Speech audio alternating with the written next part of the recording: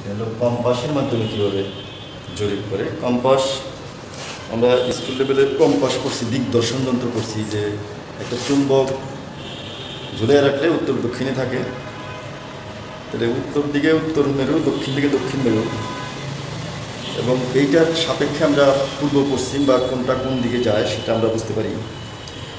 Compass জরিপ আমাদের এটা থিওডোলাইট জরিপের মতো অ্যাঙ্গুলার সার্ভে আর কি, মানে কোন মেপে তারপরে আমরা জমির ক্ষেত্রফল নির্ণয় করি বা অন্যান্য সব কিছু বের করি। কোন আমরা কীভাবে মাপবো? এই যে আমরা জানি যে কম্পাস উত্তর দক্ষিণ দিলে এটা কম্পাস হচ্ছে নর্থ, এটা নর্থ। তাহলে এইটা যদি নর্থ হয় তাহলে এটা সাউথ, তাহলে এটা কী হবে ইস্ট, এটা ওয়েস্ট। ওই কম্পাস আমরা যেখানে স্থাপন করব সেটা একটা স্টেশন, এবং স্টেশন থেকে নর্থ বিন্দু তো কম্পাসেই দেখা যাবে। এখান থেকে আমরা মনে করি এই দিকে এই কোয়ার্ডেন্টে একটা পোল দিয়ে, আমাদের রেঞ্জিং পোল দিয়ে পতাকা আলা রেঞ্জিং পোল ব্যবহার করলাম। উত্তর রেখা থেকে, এটা হলো উত্তর রেখা, এটা নর্থ সাউথ রেখা, এই রেখা থেকে ডানাবর্তে, ডান দিকে মানে এই দিকে, এই দিকে ডান দিকে যে কোণ তৈরি করে এই যে থিটা, এটাকে বলা হয় বিয়ারিং।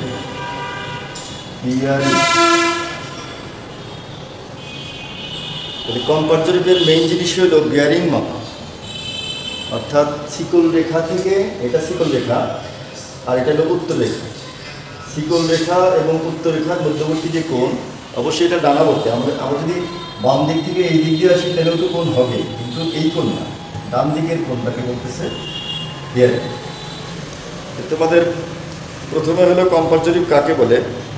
কম্পাস মূল যন্ত্র, যেমন শিকল জরিপের মূল যন্ত্র ছিল শিকল, কম্পাস যন্ত্রের মূল যন্ত্র হইল কম্পাস। এখন এই কম্পাসের সাথে আনুষঙ্গিক যত যন্ত্র আছে, ফিতা, শিকল, রেঞ্জিং রড, রেঞ্জিং পোল, অন্যান্য সব কিছু লাগবে, কিন্তু মেইন যন্ত্র হইল চুম্বকটা। এই জন্যে এটার নাম কম্পাস জরিপ বলে। এই কম্পাস জরিপের মেইন উদ্দেশ্যই হলো বিয়ারিং মাপা। বিয়ারিং কীভাবে মাপবো? আমরা একটা কম্পাস এক জায়গায় সেট করবো, মনে করলাম এ বিন্দু, তাহলে এ বিন্দু, এইটা হলো এ বিন্দুতে একটা কম্পাস সেট করলাম, আর বি বিন্দুতে আবার একটা রেঞ্জিং রড বা রেঞ্জিং পোল স্থাপন করলাম। তাহলে এই অ্যাঙ্গেলটা প্রায় নর্থ লাইন থেকে, অর্থাৎ উত্তর রেখা থেকে চুম্বক রেখা পর্যন্ত ডান দিকে ঘুরে যে কোণটা পেলাম এটার নাম বিয়ারিং। এখন এই বিয়ারিং আবার কয়েক প্রকার হয়, একটা সম্মুখ বিয়ারিং, একটা পশ্চাৎ বিয়ারিং। তো ওই ডান দিকে আসলাম যেটা, এইটাকে আমরা বলবো সম্মুখ বিয়ারিং, এটাকে আমরা বলবো ফ্রন্ট বিয়ারিং। এফবি মানে এখানে ফেসবুক না, এফবি মানে এখানে ফ্রন্ট বিয়ারিং।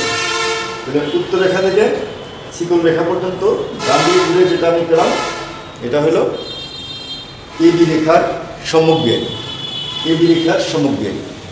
আর পশ্চাৎ বিয়ারিং, এই এবি রেখারই পশ্চাৎ বিয়ারিং হবে, তখন আবার বিয়ে হয়ে যাবে, অর্থাৎ চুম্বক যদি বি বিন্দুতে নিয়ে স্থাপন করি তাহলে এইটা হবে নর্থ লাইন, তখন এইটা হয়ে যাবে নর্থ লাইন। নর্থ লাইন থেকে ডান দিকে ঘুরে এই পর্যন্ত আসলাম, এটার নাম হলো ব্যাক বিয়ারিং, ইবি, ব্যাক বিয়ারিং বা পশ্চাৎ বিয়ারিং। এখন দেখো চুম্বক রেখা কিন্তু সবসময় প্যারালাল, এই রেখাটা যখন চুম্বক এখানে বসাইছিলাম তখন, আবার চুম্বকটা উঠেই না, অর্থাৎ কম্পাসটা উঠেই না যদি এইখানে বসাই তাহলে এইটা আর একটা স্টেশন। এই স্টেশনের এই নর্থ রেখায় যে এই লেখা লিখলেও হয় না লিখলেও হয়, এই নর্থ লাইন আর এই নর্থ লাইন কি, এটা কি প্যারালাল না?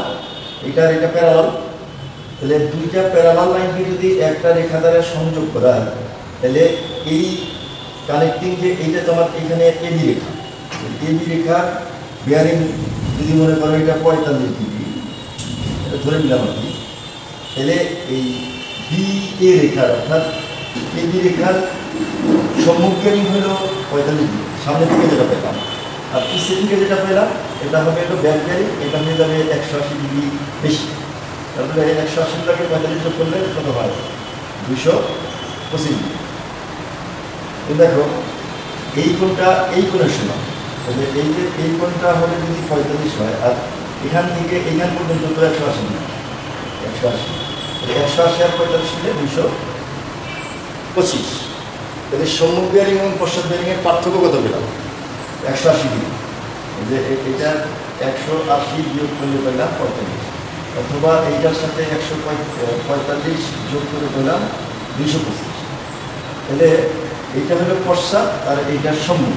পশ্চাৎ এবং সম্মুখ বিয়ারিংয়ের পার্থক্য সবসময় 180 ডিগ্রি। এটা কিন্তু শর্ত, সূত্র। তাহলে আমরা যখন অঙ্ক করব স্থানীয় আকর্ষণ, যেহেতু এটা চুম্বকের সাথে কথাবার্তা, এই কম্পাসের মধ্যে চুম্বক লাগানো আছে, অর্থাৎ চুম্বকটা যদি অ্যাকচুয়াল উত্তর দিকে থাকে তাহলে উত্তর মানচিত্রে কিন্তু উত্তরকে উপরের দিকে আঁকা হয়। বঙ্গোপসাগর, বাংলাদেশের মানচিত্র একটা বঙ্গোপসাগর নিচের দিকে থাকে, তার কারণ দক্ষিণ হলো নিচে আর উত্তর উপরে। তাহলে এই যে সম্মুখ বিয়ারিং 45 আর পশ্চাৎ বিয়ারিং 180 যোগ করে 225। আমার যদি এটা 20 ডিগ্রি হইতো, এটা 20 ডিগ্রি যোগ করে হইতো 200 ডিগ্রি। এভাবে আমরা সম্মুখ এবং পশ্চাৎ বিয়ারিংয়ের পার্থক্য খুঁজে পাই। দেখো, আগের দিনে মানুষ, তোমরা ভূগোলে পড়েছো যে উত্তর রেখা কীভাবে নির্ণয় করতো। চুম্বক নাই, তাহলে কীভাবে করবো? সূর্য তো আছে, সূর্য 9টায় 10টায় প্রত্যেক একটা খুঁটি গেড়ে তার ছায়া যদি আমি 1 ঘন্টা পরে পরে মাপি এবং সেগুলো কাগজে প্লট করি, দেখা যাবে যে 12টায় রেখাটা সবচেয়ে ছোট হচ্ছে, আবার 1টা বাজলে রেখা বড় হওয়া শুরু করে, এরকম 2টা বাজলে আরও বড়, 3টা বাজলে রেখার ছায়া, দণ্ডের ছায়া বাড়তে থাকে। এগুলাকে আমরা একটা সরলরেখাকে যেরকম 2 ভাগ করি, ওইভাবে করে কতগুলো পয়েন্ট পাবো, যোগ করলে একটা রেখা পাবো। এটাই হলো উত্তর রেখা। তাহলে সূর্যের ছায়া বা একটা মানুষের ছায়া বা খুঁটির ছায়া, গাছের ছায়া, এগুলোর সাহায্যে কিন্তু আমরা আগের দিনে যে সূর্যের ছায়া দিয়ে মধ্যরেখা নির্ণয় করতে পারি। এই রেখাটাই হলো তোমার মধ্যরেখা, অর্থাৎ উত্তর মেরু আর দক্ষিণ মেরু সংযোগকারী রেখা।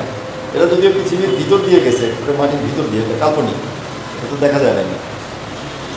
আমার মাথা যদি উত্তর মেরু, এই মাথার ভিতরে এই জায়গায় ছিদ্র করে একবারে মাটিতে নিয়ে গেলে ওইটা হবে বিপরীত মেরু, অর্থাৎ দক্ষিণ মেরু। তাহলে এই ভিতর দিয়ে যে নিয়ে যাচ্ছে পৃথিবীর গোল, দেখা যায় না। তাহলে এই যে এই উত্তর দক্ষিণ বরাবর যে রেখা, এটাকে যেরকম আমরা উত্তর রেখা বললাম, এটাকে এই সার্ভিংয়ের ভাষায় এই মধ্যরেখা বলে, মেরিডিয়ান। তাহলে চুম্বক শলাকাকে কাজে লাগাইয়া, দেখো আমরা বিজ্ঞান, পদার্থবিজ্ঞান চুম্বক শলাকাকে কাজে লাগাইয়া নৌ কম্পাস তৈরি করছে। এই যে পৃথিবীর 4 ভাগের 3 ভাগ পানি, তোমরা জানো যে পৃথিবীর বিশাল বিশাল একটা জাহাজ 6 মাস ধরে এক জায়গায় চলতে থাকে। তারা দিক নির্ণয় করে, কিন্তু তারা দিক নির্ণয় করে কম্পাসের মাধ্যমে। জাস্ট এই ওইটাকে বলি আমরা নৌ কম্পাস। আর আমরা জরিপবিদ্যায় যে কম্পাস ব্যবহার করি, এটা এরকম তেপায়ের উপরে কম্পাস লাগানো থাকে। এই কম্পাসে আমরা উলুম দিয়ে মাটিতে স্টেশন নির্ধারণ করি এবং একটার পর একটা স্টেশন, এটা এ স্টেশন, আবার একটু দূরে গিয়ে বি স্টেশন, পরে সি ডি, এইভাবে করে আমরা ট্রাভার্স তৈরি করি। ট্রাভার্স মানে বাংলা হলো ঘের। এই ঘের বদ্ধ ঘের হয়, অর্থাৎ যেখানে শুরু করলাম এ বি সি ডি, আবার যদি এতে চলে আসি তাহলে এটাকে বলা হয় বদ্ধ ট্রাভার্স। আর যদি এতে ফিরে না আসি, খোলাই থাকে নদীর পাড় দিয়ে, যদি আমরা এখানে বিন্দু নিলাম এ বি সি ডি, এইভাবে যদি যায় তাহলে এটা খোলা ট্রাভার্স। বাংলায় বলে ঘের, ইংরেজিতে বলে ট্রাভার্স। তো ট্রাভার্স বা ঘের কাকে বলে, এটা কয় প্রকার, এটাও তোমার পরীক্ষায় থাকে। তাহলে ঘের বা ট্রাভার্স 2 প্রকার, বদ্ধ ঘের, খোলা ঘের, বা ক্লোজ ট্রাভার্স, ওপেন ট্রাভার্স। আর বিয়ারিং কয় প্রকার সেটাও তুমি জানবা, যে সম্মুখ বিয়ারিং, পশ্চাৎ বিয়ারিং, ইংরেজিতে বলে ব্যাক বিয়ারিং এবং ফ্রন্ট বিয়ারিং। এমপি মানে ফ্রন্ট বিয়ারিং, বিবি মানে ব্যাক বিয়ারিং। সবসময় ফ্রন্ট বিয়ারিং এবং ব্যাক বিয়ারিংয়ের পার্থক্য 180 ডিগ্রি পাওয়া যাবে যদি কোনো স্থানীয় আকর্ষণ না থাকে। এখন একটা সংজ্ঞা ক বিভাগে সবসময় আসে, স্থানীয় আকর্ষণ বা লোকাল অ্যাট্রাকশন থাকে। লোকাল অ্যাট্রাকশন, যেহেতু চুম্বক লৌহ এবং লৌহ জাতীয় পদার্থকে আকর্ষণ করে, তোমরা ফিজিক্সে জানো। লৌহ এবং লৌহ জাতীয় বলতে নিকেল, কোবাল্ট, এইগুলোও আকর্ষণ করে। তো আমাদের চুম্বকটা আমি এখানে স্টেশন নির্ধারণ করলাম। আমার হাতে যদি ঘড়ি থাকে, চোখের চশমা থাকে, এগুলো ফ্রেম লোহার তৈরি, অথবা আশেপাশে কোথাও লোহার দণ্ড বা অন্য কিছু থাকে, এতে আমাদের যে চুম্বকের উত্তর রেখা জাস্ট উত্তর দিকে না থেকে যেদিকে লোহা থাকবে ওই দিকে একটু আকর্ষিত হয়ে বিক্ষিপ্ত অবস্থায় থাকবে, অর্থাৎ অ্যাকচুয়াল উত্তর রেখায় থাকবে। তখন কিন্তু এই যে ফ্রন্ট বিয়ারিং এবং ব্যাক বিয়ারিংয়ের পার্থক্য 180 ডিগ্রি পাবো না। এই যে কয়েক মিনিট বা কয়েক সেকেন্ড একটু ডিফ্লেক্টেড থাকবে, অর্থাৎ চুম্বক শলাকাটা অ্যাকচুয়াল উত্তর দিকে না থেকে 2-4 সেকেন্ড 10-20 সেকেন্ড বা মিনিটও হইতে পারে। যদি শক্তিশালী কোনো চুম্বক পাহাড় বা বড় কোনো লোহার তৈরি জিনিস থাকে, পোল, ইলেকট্রিক পোল, সেখানে আমি স্টেশন যদি নির্ধারণ করি, তাহলে আমার চুম্বক শলাকাটা অ্যাকচুয়াল উত্তর দিকে না থেকে একটু ডিফ্লেক্টেড থাকবে ওই ইলেকট্রিক পোলের দিকে। সেই ক্ষেত্রে আমি যে কোণ মাপবো যখন, কোনটা অ্যাকচুয়াল কোণ পাবো না, অর্থাৎ বিয়ারিং তখন অ্যাকচুয়ালটা আমরা পাবো না, ভুল বিয়ারিং পাবো। কিন্তু মাঠে তো আমাকে মাইপার দ্রুত মাঠের কাজ করে চলে আসতে হবে, চলে এসে অফিসে বসে বা বাসায় বসে বা টেবিলে এসে ক্লাসরুমে বসে সেইটা অঙ্ক করে দেখবো যে প্রত্যেকটা স্টেশনে স্থানীয় আকর্ষণ মুক্ত না যুক্ত। যদি যুক্ত হয় সেটা সংশোধনেরও আবার নিয়ম আছে, সেই নিয়ম ফলো করে আমরা স্থানীয় আকর্ষণটাকে এলিমিনেট করতে পারবো, অর্থাৎ দূর করতে পারবো। আজকে আমি চুম্বক কম্পাস জরিপ নিয়ে কথা বলতেছি। সময় কম, আমাদের 9:30টায় আবার আরেকটা ক্লাস শুরু হবে, তো 9:30টা পর্যন্ত আমি মূলত কথা বলতে পারবো।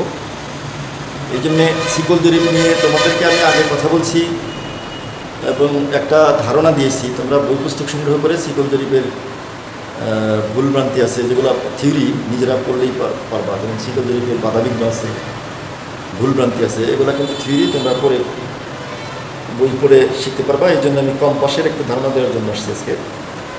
কম্পাস দিয়ে আবার কীভাবে জরিপ?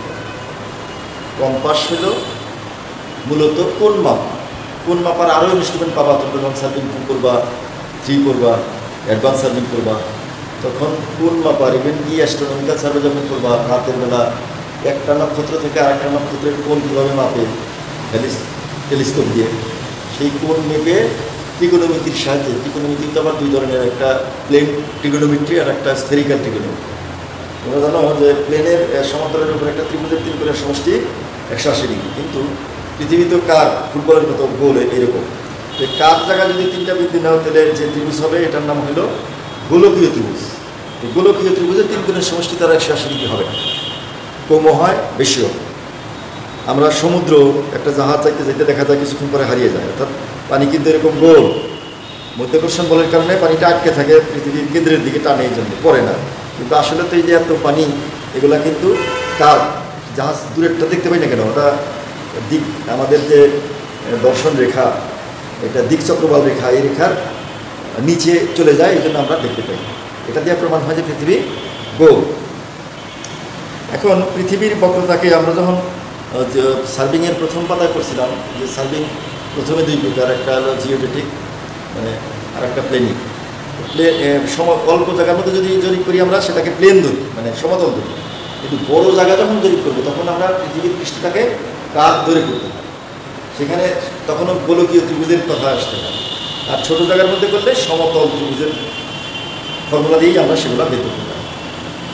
মূলত আমরা কোন আঁকবো, কোন মেপে, যেমন আমরা যদি এখন একটা ত্রিভুজের কথা চিন্তা করি, বা চতুর্ভুজের কথা বা পঞ্চভুজের কথা,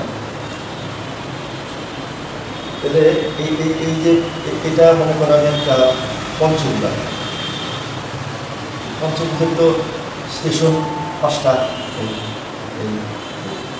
তাহলে আমার এটা যদি এই হয়, এতে আগে কম্পাস বসাবো, এখানে এই রেখা বের পাবো, আবার এখান থেকে মাপলে এই রেখা বের পাবো, নাম যদি দিই, এটা বি, এটা সি, এটা ডি, এটা ই। তাহলে আবার যখন এখানে বসাবো কম্পাসটা, তখন আমরা এইটার ব্যাক বেরিং পাবো, আবার এইটার ফ্রন্ট বেরিং।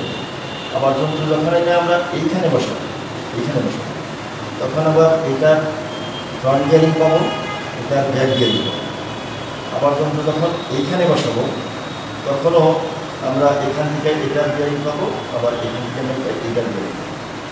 আবার যন্ত্র যখন এখানে বসাবো, তখন এটার বেরিং পাবো, আবার এটার বেরিং। এই বেরিংগুলো যোগ বিয়োগ করে আমরা প্রত্যেকটা অন্তস্থ কোণ পাবো, এই কোণগুলো পাবো, অন্তস্থ কোণ খুঁজে পাবো, তাই না? A B C D E কোণ, এগুলো প্রত্যেকটার কোণ আমরা পাবো।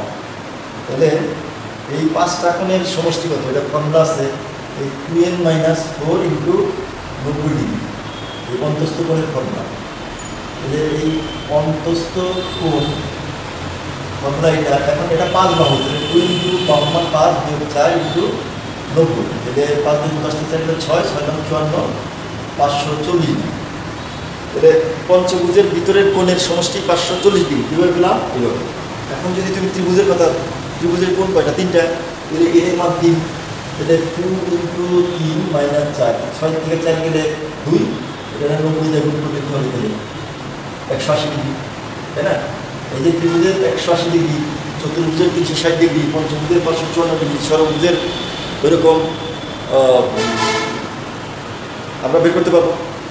আর মাঠে গিয়ে আমরা এরকম 5টা স্টেশন নিয়ে যদি কম্পাস বসাইয়া বা যে আমাদের যে সার্ভেয়ার কম্পাস আছে, এই কম্পাস বসিয়ে যদি এরকম প্রত্যেক একটা বিন্দুতে 2টা করে রেখা পাবো, এটা এ বি আর এ ই, এই 2টা বিয়ারিং পাইলাম। আবার এখানে যন্ত্র বসাইয়া ওইরকম এসি আর বিসি এবং বিএ, এই 2টা বিয়ারিং পাবো। এখানে যন্ত্র বসাইয়া সিবি এবং সিডি, এই 2টা বিয়ারিং। এখানে যন্ত্র বসাইয়া ইডি এবং ই এর বিয়ারিং পাবো। এবং প্রত্যেকটা যোগ বিয়োগ করে আমরা অন্তস্থ কোণ পাবো। এবং অন্তস্থ কোণ যোগ করে যদি আমরা দেখি অ্যাকচুয়াল হয়, এটা তো ওকে, কিন্তু আমাদের হবে না। কেন? আমরা অদক্ষ, এটা যেমন একটা কারণ। আর একটা কারণ হলো স্থানীয় আকর্ষণ হবে। প্রত্যেকটা স্টেশনেই লোহা বা লোহা জাতীয় কোনো পদার্থ থাকতে পারে, সেই কারণে আমাদের অ্যাকচুয়াল উত্তর রেখা উত্তর দিকে না থেকে একটু একটু ডিফ্লেক্টেড অবস্থায় থাকতে পারে। এই জন্য আমাদের রিডিং কিন্তু অ্যাকচুয়াল পাবো না। সেগুলো আবার ঘরে বসে বা অফিসে বসে সমন্বয় করতে হবে। এটাকে সার্ভিংয়ের সমন্বয় বলে। এটা শিকল জরিপ বলো, কম্পাস জরিপ বলো, প্লেন টেবিল জরিপ বলো, ক্যাডাস্ট্রাল জরিপ বলো, প্রত্যেকটা জরিপেই ভুলভ্রান্তি হবে এবং সেই ভুলভ্রান্তিগুলো আমাদের সমন্বয় করতে হবে, এই ভুল সংশোধন করতে হবে। এবং প্রত্যেক জায়গায় সংশোধনেরও বিভিন্ন কায়দা কানুন আছে, নিয়মকানুন আছে, সেই অনুযায়ী আমরা এগুলা করব। এখন পূর্ণবৃত্ত এবং হ্রাসকৃত বিয়ারিং কাকে বলে, এই টার্ম নিয়ে কথা বলবো। পূর্ণবৃত্ত এবং হ্রাসকৃত।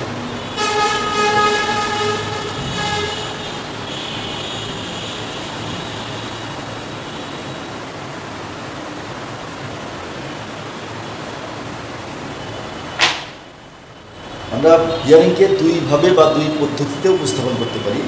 একটা আরবি রিডিউসড বিয়ারিং, আর একটা হলো হোল সার্কেল বিয়ারিং, পূর্ণবৃত্ত বিয়ারিং। তাহলে এইটা নর্থ রেখা, এটা ইস্ট ওয়েস্ট, এটা নর্থ সাউথ। উত্তর দক্ষিণ বরাবর রেখার সাপেক্ষে যে বিয়ারিং মাপি, আমার তো 4 কোয়াড্রেন্টেই শিকল রেখা থাকতে পারে, এখানেও থাকতে পারে, এখানেও থাকতে পারে, এখানেও থাকতে পারে, এখানেও থাকতে পারে। তাহলে উত্তর রেখার সাপেক্ষে এটা যদি এ হয়, এটা বি, এটা সি, এটা ডি। তাহলে উত্তর রেখার সাপেক্ষে এই বিন্দু পর্যন্ত এই বিয়ারিংটাকে এবি রেখার বিয়ারিং বলে। আবার উত্তর রেখার সাপেক্ষে এই রেখার বিয়ারিংটাকে, তাহলে এই বিন্দুটা যদি ও হয়, তাহলে ওডি রেখার বিয়ারিং এইটা। এখন ওডি রেখার বিয়ারিং তো আসলে আমরা প্রথম সংজ্ঞা অনুযায়ী এইখান থেকে শুরু করে এই পর্যন্ত আসতে হবে। বিয়ারিংয়ের সংজ্ঞা মধ্যে আছে যে ডানাবর্তে ঘুরে বাম দিয়ে করতে পারবে। তাহলে ডানাবর্তে যদি ঘুরে আসে, এখান থেকে শুরু করে তাকে এই পর্যন্ত আসবে। মনে করো এটা আসলো 320 ডিগ্রি, তাহলে এইটা হলো হোল সার্কেল বিয়ারিং। আর 360 থেকে 320 বাদ দিলে এখানে এই বিয়ারিংটা কত হবে? 40 ডিগ্রি। তার কারণ একটা বিন্দুতে তো কোণ থাকে 360 ডিগ্রি, তাহলে এই 40 আর 320 মিলে 360 ডিগ্রি। তাহলে এইটার গায়ে এখানে লেখা থাকতে হবে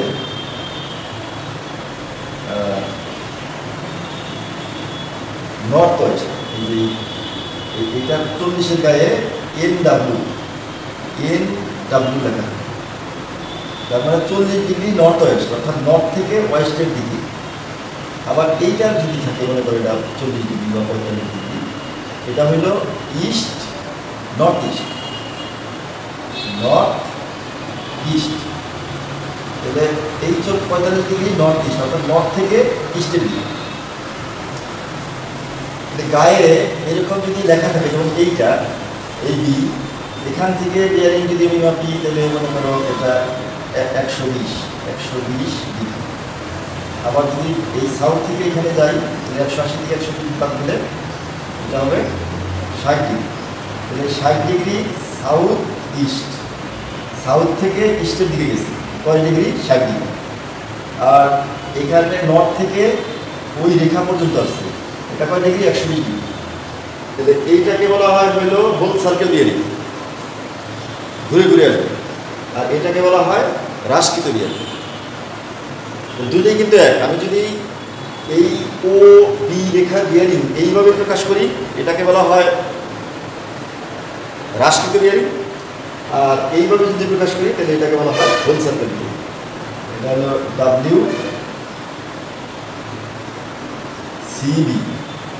এই ডাব্লিউসি মানে হোল সার্কেল। সবসময় উত্তর রেখা থেকে বিবেচনা করে রেখা পর্যন্ত যে বিয়ারিং মাপি এটাকে বলা হয় পূর্ণ বৃত্তীয় বিয়ারিং ইংরেজি, বাংলায়, আর ইংরেজিতে বলে হোল সার্কেল বিয়ারিং।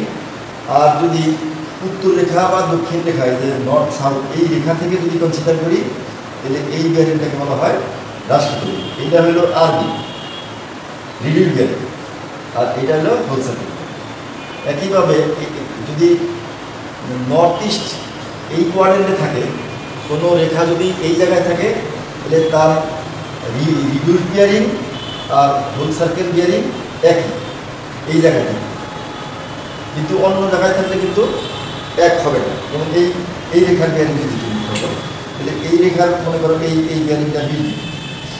এখন যদি আমি ঘুরে ঘুরে আসি, একবারে উত্তর রেখা থেকে এই পর্যন্ত আসি, তাহলে কত হবে? 200 ডিগ্রি। এটা কত হবে? 200 ডিগ্রি। তাহলে 200 থেকে 180 বাদ দিলে 20 ডিগ্রি। তাহলে এইটা হলো এই রেখার আরবি, আর এটা হলো এই রেখার হোল সার্কেল বিয়ারিং। তাহলে হোল সার্কেল বিয়ারিং এবং হ্রাসকৃত বিয়ারিং এই দুইভাবে একটা রেখার বা কোনো রেখার বিয়ারিং উপস্থাপন করা যায়। বুঝতে পারছি কিনা? এই কোয়ার্ডারেন্টে থাকলে হোল সার্কেল বিয়ারিং এবং হ্রাসকৃত বিয়ারিং এক, ঠিক এই কোয়ার্ডারেন্টে থাকলে হোল সার্কেল বিয়ারিং এবং হ্রাসকৃত বিয়ারিংয়ের পার্থক্য হলো 180 ডিগ্রি। আর এই জায়গায় হোল সার্কেল বিয়ারিং দেখো 200 ডিগ্রি আসছে, এবার নর্থ থেকে গুনতে গুনতে 200। আর যদি সাউথ থেকে আমি যাই তাহলে কত? 20। তাহলে এই কোয়ার্ডারেন্টে যখন থাকবে তখন হোল সার্কেল বিয়ারিং থেকে 180 বাদ দিলে রিডিউসড বিয়ারিং পাওয়া যাবে। আবার যখন এই কোয়ার্ডারেন্টে থাকবে তখন হোল সার্কেল বিয়ারিং থেকে মানে 360 থেকে হোল সার্কেল বিয়ারিং 320 বাদ দিলে রিডিউসড বিয়ারিং পাওয়া যাবে। তো বিয়ারিং যদি কয় বিয়ারিং কত প্রকার, তখন দুই প্রকার হলো ফ্রন্ট বিয়ারিং আর ব্যাক বিয়ারিং, সম্মুখ বিয়ারিং আর পশ্চাৎ বিয়ারিং। আর যদি বলে বিয়ারিং কয়ভাবে বা কয় পদ্ধতিতে চেনা যায় বা মাপা যায় বা উপস্থাপন করা যায়, তখন দুই পদ্ধতি। একটা হলো পূর্ণবৃত্তীয় পদ্ধতি আর একটা হলো হ্রাসকৃত পদ্ধতি। যে গুরুত্বপূর্ণ সংজ্ঞাগুলো আমরা কথা বললাম প্রত্যেকটাই তোমার দরকারি। এখন এই কম্পাসের ছোট ছোট অঙ্ক থাকে, যেমন বললো যে কোনো রেখার দুইটা বিয়ারিং পাইলাম, এরকম রেখা যে এটা তো নর্থ লাইন, একটা রেখার বিয়ারিং পাইছে 45, মনে করো রেখাটা এটা এ পর্যন্ত, এটা ও। আবার আর একটা রেখা পাইছে 120, এটা হলো সি। তাহলে এই ভিতরের কোনটা কত বলতে পারে? অন্তস্থ কোণ কত? তাহলে এইটা যদি 120 ডিগ্রি হয় তাহলে এইখান থেকে 120 এই পর্যন্ত, আর এই পর্যন্ত হলো 45। তাহলে 120 থেকে 45 গেলে তাহলে এই কোণটা কত পাইলাম আমি? 75 ডিগ্রি। তারপর 5 5 10 0 তাহলে 7 4 11 12। তাহলে অন্তস্থ কোণ পাইলাম। এখন বলতে পারে যে ওবি রেখার বিয়ারিং 45 ডিগ্রি আর ওসি রেখার বিয়ারিং 120 ডিগ্রি। তাহলে বি ও সি কোনটা কত? কোন বি ও সি কত? তখন তুমি যে 120 বিয়োগ 75 ডিগ্রি এটা অ্যান্সার লিখে দিবে। শর্টকাট খ বিভাগে বা ক বিভাগে ছোট ছোট অঙ্ক। আবার এরকমও থাকে যে একটা বিয়ারিং পাইলাম এত আর একটা এত, চুম্বকের স্থানীয় আকর্ষণ কত? মানে ওটা আমরা জানি যে একটা রেখার সম্মুখ আর পশ্চাৎ বেরিংয়ের পার্থক্য 180 ডিগ্রি। এখন আমি এখানে যদি 225 না করে এখানে 226 পাই, এই কোণটা মনে করো 226 পাই, তাহলে কী হইল? 180 তো হইল না, 226 থেকে 45 বাদ দিলে তো হয়ে যাবে 181 ডিগ্রি, তাই না? আমার তো হওয়া লাগবে 80 ডিগ্রি। তো বলবে যে এ থেকে বি পর্যন্ত এই রেখার বেরিং 45 ডিগ্রি, আবার বি থেকে মাপছে এ পর্যন্ত এটা পাইছে 226 ডিগ্রি, তাহলে স্থানীয় আকর্ষণ করে। তাহলে এইটা থেকে এটা বাদ দিয়ে পাইলাম 126 থেকে বাদ দিলে এটা পাবো হলো 181 ডিগ্রি, তাই না? তাহলে 181 আর এটা তো 1 ডিগ্রি এটা পার্থক্য হয়ে যাবে। তাহলে স্থানীয় আকর্ষণ ওই বি বিন্দুতে 1 ডিগ্রি, এটা বলতে হবে। তাহলে এই ছোটো ছোটো এরকম অঙ্ক থাকবে, আর বড় অঙ্ক আমরা সময় নিয়ে করতে হবে। আজকের মতো আমার এই সার্ভিং অনেক চ্যাপ্টার 14, 15, 16 তিনটাতেই হইল কম্পাস সার্ভে নিয়ে কথাবার্তা। কম্পাস সার্ভের মধ্যে আসতে গেলেই প্রথমেই আসে কম্পাস কি। কম্পাস তো একটা চুম্বকের একটা দণ্ড, এটা উত্তর মুক্তভাবে ঝুলিয়ে রাখলে উত্তর দক্ষিণে থাকে, এটা আমরা ছোটোবেলায় চুম্বকের ধর্মের মধ্যে পাইছি। এই চুম্বকের এই ধর্মটাকে কাজে লাগিয়ে মানুষ অনেক আগে থেকেই নৌপথে জাহাজ নিয়ে চলাচল করছে, যে চুম্বক শলাকা বা দিগদর্শক যন্ত্র। একই রকম আমরা জরিপ বিজ্ঞানেও ওই চুম্বকের ধর্মকে কাজে লাগিয়ে জরিপ কম্পাস জরিপের যন্ত্র বানাইছি আমরা। সেইটাকে কাজে লাগাইয়া আমরা কোণ মাপি। প্রথমে বিভিন্ন স্টেশনে যন্ত্র বসে বসে কোণ মাপি। কোণ মাপার পরে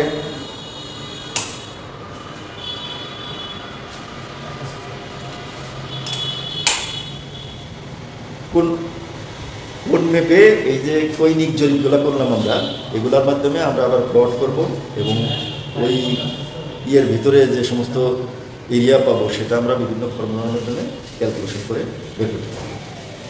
তো শিকল জরিপ সম্পর্কে যেরকম তোমরা একটা হালকা ধারণা হয়েছে, তোমরা ঘরে বসে পড়বা, যেহেতু কোভিড-19 থেকেও আমাদের সুরক্ষা পেতে হবে, পাশাপাশি আবার পড়ালেখাও চালিয়ে যেতে হবে। একইভাবে আবার চ্যাপ্টার 14, 15, 16 কম্পাস সার্ভে সম্পর্কে একটা ধারণা দিলাম। তোমরা বই পুস্তক সংগ্রহ করে এগুলো যদি ঘাটাঘাটি করো তাহলে দেখবা যে অনেকখানি ইমপ্রুভ করবে। পরে আমি ট্রেনিংয়ে থাকলেও তোমার অন্যান্য স্যারেরা এই ক্লাসগুলো নিবে এবং সেক্ষেত্রে তোমাদের এই কম্পাসের বিয়ারিং মাপা এবং বিয়ারিংয়ের সাহায্যে ট্রাভার্স অঙ্কন করা, বদ্ধ ট্রাভার্স, খোলা ট্রাভার্স অঙ্কন করা এবং সেই ট্রাভার্সের ভিতরের ক্ষেত্রফল নির্ণয় করা, এই জিনিসগুলো তোমাদেরকে সেমিস্টার ব্যাপী শেখানো হবে। যারা ঘরে বসে একটু প্র্যাকটিস করবে তারাও এগুলা ইমপ্রুভ করবে। তো আজকে এই পর্যন্তই, পরবর্তীতে আবার সুযোগ পেলে কথা বলবো। ধন্যবাদ সবাই।